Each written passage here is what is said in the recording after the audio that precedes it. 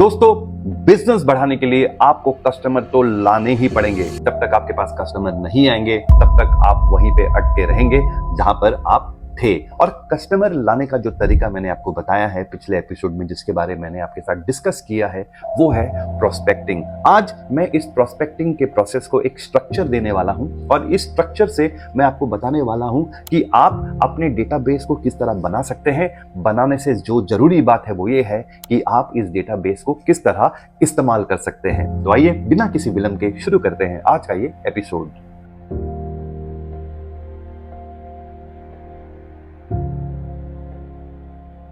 दोस्तों, कभी कभी लोग सोचते हैं कि भैया ये आउटलेट वाइज जाके, ये अकाउंट वाइज जाके, ये ऑफिस वाइज जाके बहुत मेहनत होती है। जी, मेहनत तो बहुत होती है, लेकिन वो मैंने आपको पहले कहा ना, there is no shortcut to success. आपको वो मेहनत तो करना पड़ेगा, लेकिन इस मेहनत करने में आपका जो बहुत बड़ा फायदा हो जाता है वो ये हो जाता है कि आपको लोग पहचानने लगते हैं। मैंने जो पिछले एपिसोड में आपको एग्जाम्पल दिया था कि मैं जब बाहर जाता था, लोगों को मिलता था, लोग मुझे अपने कॉन्टैक्ट डिटेल्स देते थे और मैं उनको अपना कॉन्टैक्ट डिटेल्स देता था, तो करीब 6-7 महीने के बाद एक ऐसा सिचुएशन आ गया कि वो जो पर्टिकुलर टेरिटरी था ना, उस टेरिटरी में मेरा इतना बड़ा होल्ड था कि मैं जो भी चाहे वहां पर कर सकता था। और जब भी कंपनी कोई नया प्रोडक्ट लॉन्च करती थी, वो मुझे कहती थी कि विजय, इस टेरिटरी में आप इस प्रोडक्ट को लॉन्च कर दो। और मेरे लिए वो काफी आसान हो जाता था। क्यों? क्योंकि मैं सिर्फ एक फोन कॉल करता था और क्योंकि वो लोग मुझे जानते थे, वो मुझे मौका देते थे। इसीलिए दोस्तों, मैं आपसे भी ये गुजारिश करूंगा कि आप जितने भी कस्टमर्स बना रहे हो,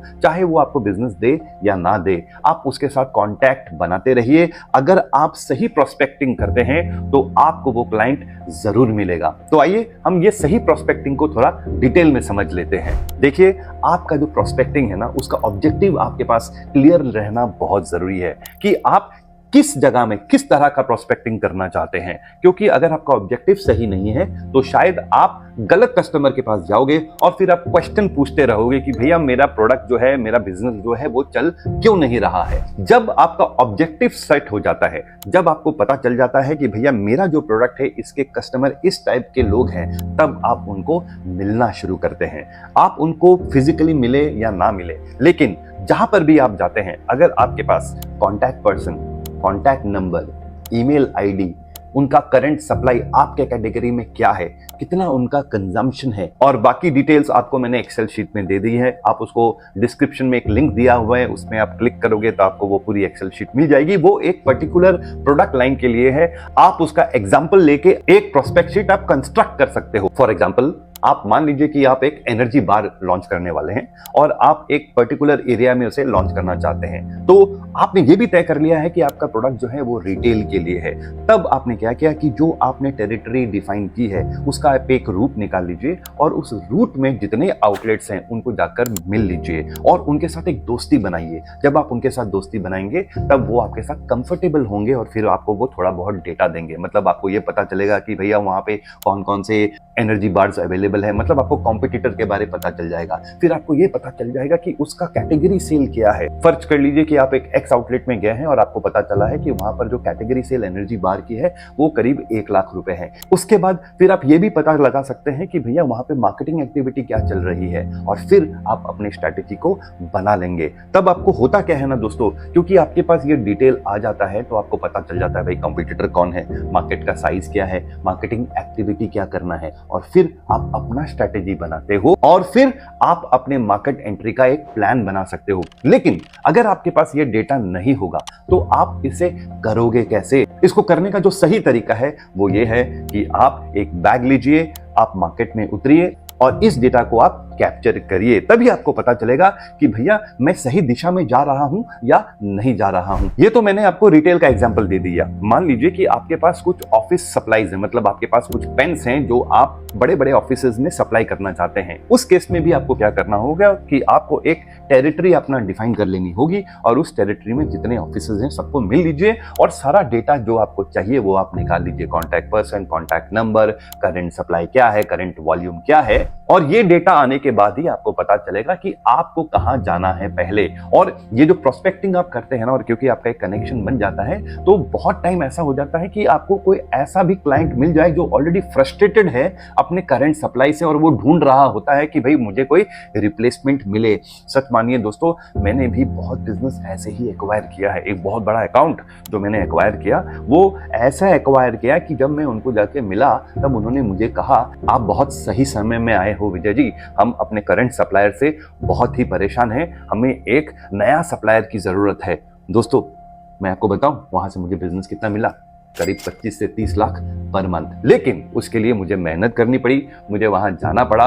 और सबसे इंपॉर्टेंट चीज ये थी कि जब मैंने उसका प्रोस्पेक्टिंग को डिवाइस किया तो मेरा एक पैटर्न था, और उस पैटर्न से जो मुझे इंफॉर्मेशन चाहिए थी वो सारी मुझे मिल गई। दोस्तों प्रोस्पेक्टिंग में आपको एक और चीज बता देना चाहता हूं मैं आपको, कि जब आप प्रोस्पेक्टिंग करते हैं ना, उसमें एक कॉलम जरूर बना लीजिएगा जिसमें आपको हॉट, कोल्ड और वार्म अकाउंट्स लिखिएगा। हॉट अकाउंट्स का मतलब ये होता है कि जो अकाउंट्स आपको ये कहते हैं कि भाई आप जल्दी आइए, हमसे मिलिए, हम आपके साथ बिजनेस करना चाहते हैं। कोल्ड अकाउंट्स वो होते हैं जो इंटरेस्टेड नहीं होते हैं, तो उन्हें आप साइड में रख दीजिए।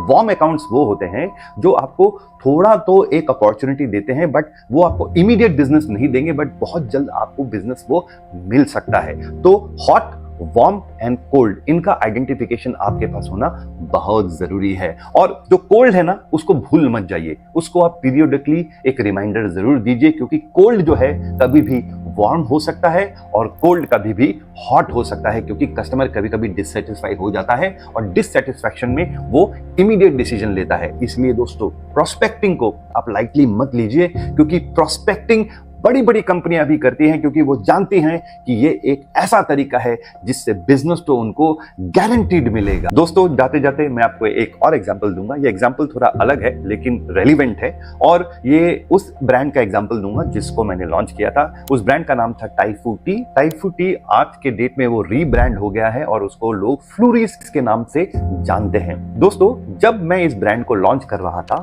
इस ब्रांड का मैं 5th एम्प्लॉय था, तब मैंने अपने नेटवर्क से बात किया, और नेटवर्क से बात करने के बाद मुझे होटल्स का एक बहुत बड़ा लिस्ट मिला। दोस्तों मैंने आपको पहले कहा है कि आपको पूरा अंदाजा होना चाहिए कि आपको किस तरह के क्लाइंट्स चाहिए जो आपके बिजनेस के साथ रिलेटेड हैं। तो जब मुझे होटल का लिस्ट मिला तब मुझे पता था कि मैं जो प्रोडक्ट लॉन्च कर रहा हूं उनका होटल में एक बहुत अच्छा, बहुत बड़ा रिक्वायरमेंट है। तब मैंने क्या किया, वो लिस्ट जो मेरे पास आई, उस लिस्ट को फिजिकली मिलना मेरे लिए पॉसिबल नहीं था। तब मैंने क्या किया, मैंने उनको एक लेटर लिखा, और आपको मैं सही बताऊं, करीब मैंने 400-500 लेटर लिखे। और उन 400-500 लेटर जो मैंने लिखे, जो मेरे को बहुत लोगों ने ये कहा कि विजय इसका क्या रिजल्ट आने वाला है, लोग तो आजकल लेटर पढ़ते ही नहीं है। बट मेरा ऐसा मानना था कि जिसको जरूरत है वो तो आपके पास जरूर आएगा। और वो कहावत है ना दोस्तों, सागर जो है ना वो किसी के पास चल के नहीं आता है, जो प्यासा है उसे ही सागर के पास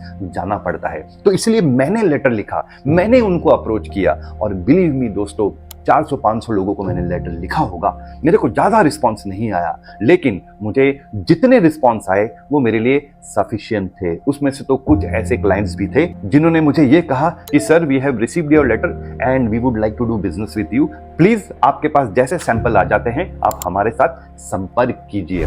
तो दोस्तों जो मैं आपको बताना चाहता हूं वो ये है, प्रोस्पेक्टिंग एक ऐसा तरीका है जो कभी भी आपको मात नहीं देगा। समय लगेगा, हार्डवर्क होगा, लेकिन वो कहते हैं ना, जिसके पास समय है और जो हार्डवर्क कर सकता है उसके पास जो सक्सेस है वो चल कर आता है।